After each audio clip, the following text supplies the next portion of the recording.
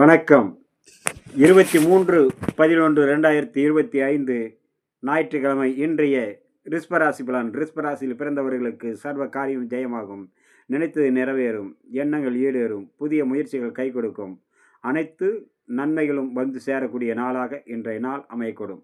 ரிஷபராசியில் வரக்கூடிய கிருத்திகை நட்சத்திரம் சற்று உடல் சோர்வும் மனச்சோர்வும் இருக்கும். இருந்தாலும் அனைத்து நன்மைகளும் கைகூடி வரக்கூடிய நாளாக இன்றைய நாள். ரோகிணி நட்சத்திரம் சற்று பொறுமை நிதானம் வேண்டும். உடல் பராமரிப்பில் அக்கறையும் கவனமும் தேவை.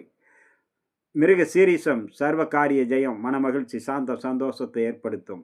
உங்களுடைய அனைத்து செயல்களும் இன்றைய நாளில் மிகவும் பிரகாசிக்கும். உங்களுடைய இஷ்ட தெய்வ குலதெய்வத்தினுடைய வழிபாடும் உங்களுடைய மூதாதையர்களுடைய முன்னோருடைய ஆசையும் பெரியோர்களுடைய அருள் ஆட்சியும் கிடைக்கும். நீங்கள் தொழில் அபிவிருத்தி ஏற்படும். நினைத்த காரியம் நிறைவேறும். தடைப்பட்ட காரியங்கள் அனைத்தும் கைகூடி வரக்கூடிய நாளாக இன்றைய நாள். அடுத்ததாக நம்ம காண இருப்பது மிதுன ராசி பலன். மிதுன ராசியில் பிறந்தவர்களுக்கு சர்வ சங்கடங்களும் விலகும். சிக்கல்கள் தீர்வாகும். மிகவும் பிரகாசமான நாள். அதே நேரம் உற்றார் உறவினர் நண்பர்கள் அனைவரிடத்திலும் பொறுமை நிதானம் கவனத்தோடு இருக்க வேண்டிய நாள். வீண் வாக்குவாதத்தினை முற்றிலும் தவிர்ப்பதால் உங்களுடைய மன உளைச்சல்கள் சங்கடங்கள் விலகும்.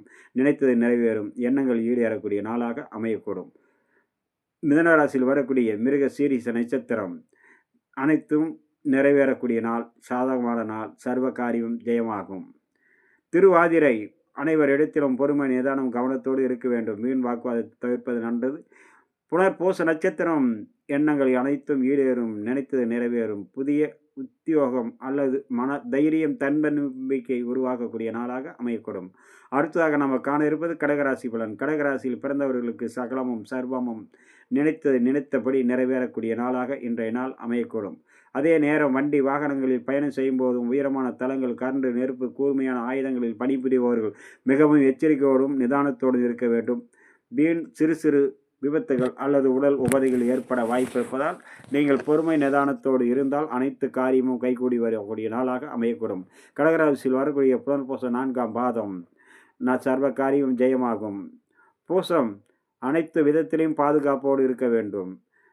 ஆயில்யம் நினைத்தது நிறைவேறும். எண்ணங்கள் ஈடேறக்கூடிய நாளாக அமையக்கூடும். அடுத்ததாக நம்ம காண இருப்பது கடகராசி பலன். கடகராசியில் பிறந்தவர்களுக்கு சர்வ காரியம் ஜெயம். நீங்கள் அனைத்து முயற்சிகளும் கிடைக்கும். அடுத்ததாக நாம் காண இருப்பது சிம்மம், மிதுனம். சிம்மம், கன்னி, துளாராசி நண்பர்களை பற்றி. வணக்கம்.